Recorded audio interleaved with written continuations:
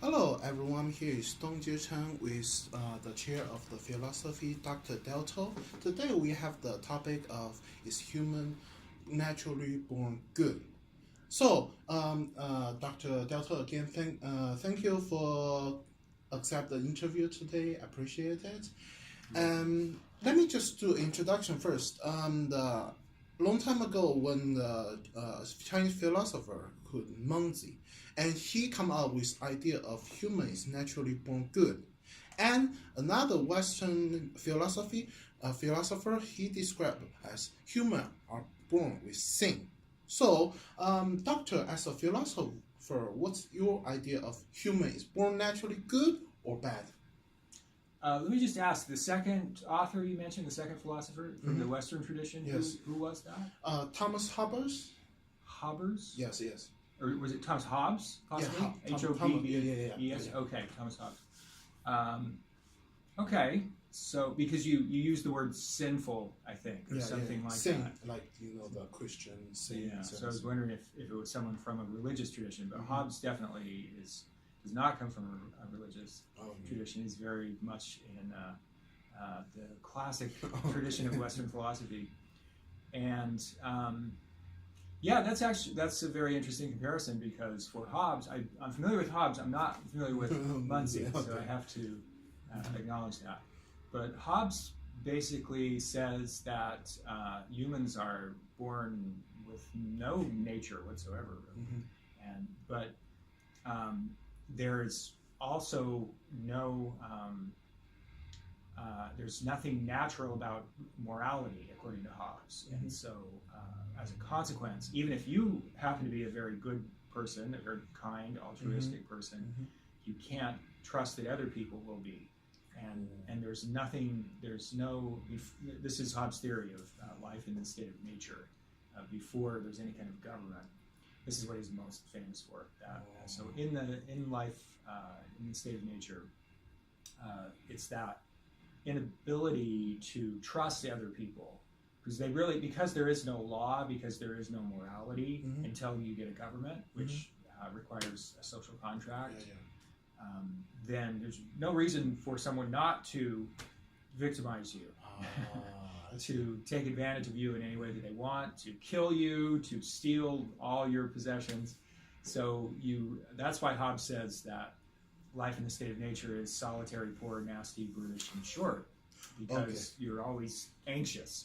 So I mention that just because it's an interesting variation on this theme, that Hobbes is not so much offering a theory of what human nature is like across the board universally, but rather he's simply saying because there's no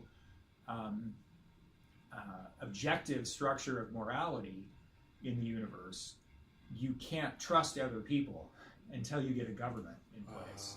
And it's the inability to trust other people. So whatever your nature happens to be, that's up to you, he says. Whatever your nature is, you still can't trust anyone else in the world. So that's interesting because it shows how multifaceted this question is. It's not just a question of your own individual human nature. It's, well, what about everybody else? There's that too, and it also involves government. It involves political theory, political philosophy, and it certainly can involve religion.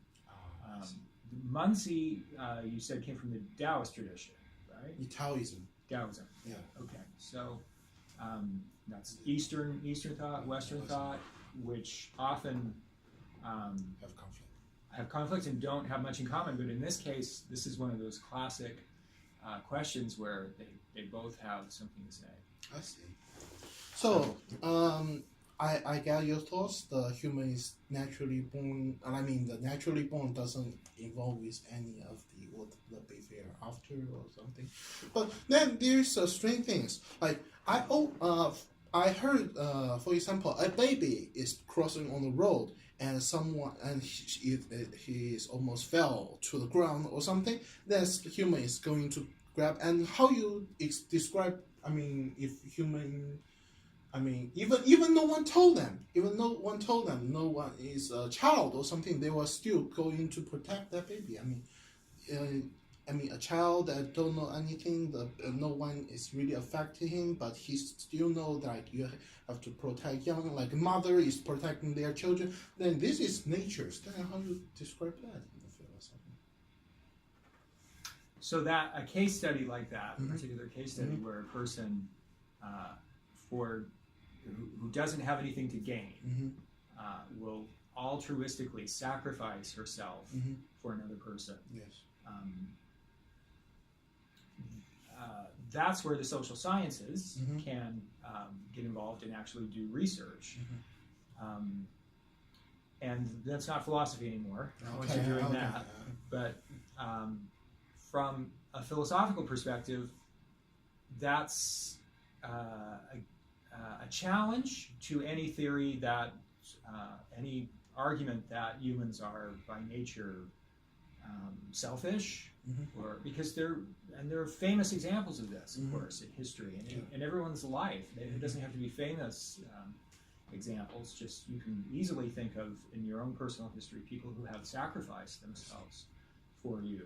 So that's part of the evidence. Now that's empirical evidence. It's actual factual events in the world that need to be accounted for, and that's why it does open the door to social science research if you wanted to go that way. And many people would be inclined at this point to say, you know what, that's the only way we're ever going to get any kind of meaningful answer here, because otherwise it's an endless debate between two viable theories, between nature and nurture. Okay.